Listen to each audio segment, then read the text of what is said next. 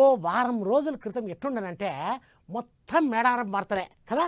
సమ్మక్కని ఆడి నుంచి తీసుకొచ్చినారు, సారక్కని ఈ నుంచి తీసుకొచ్చినారు, గద్దెల దగ్గర ఇట్టా ఉంటుంది, భక్తులు అంతమంది వచ్చినారు, మంత్రులు అంతమంది మేడారం పూజలు చేసినారు, ముఖ్యమంత్రి కూడా పూజలు చేసినాడు.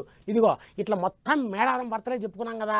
అట్లాంటి వార్తలు అన్నీ ఇంతకుముందే చెప్పుకున్నాం కాబట్టి ఇప్పుడు తల్లుల కాడికి వచ్చి భక్తులు వేసిన దక్షిణలు కానుకల ముచ్చట కూడా చెప్పుకుందాం పదండి.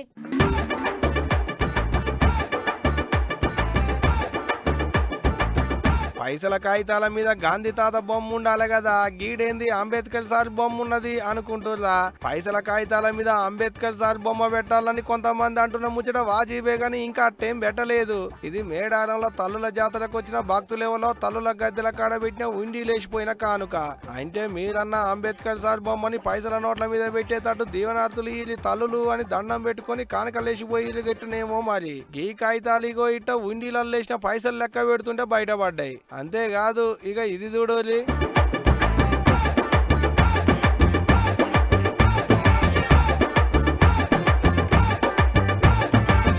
అది చూసేలా ఈ అక్కెవరో ఇంటి ఆయనతోని ఎంత తిప్పల పడ్డదో ఏమో, బెట్టింగ్ వద్దని చెప్పి ఎంత యాష్టపడ్డదో. ఇక ఇట్ట పని కాదని ఆఖరికి ఇట్ట తల్లుల కాడికి వచ్చి అక్క మనసులున్న కోరికని కాగితం మీద రాసి ఉండి లేచిపోయింది.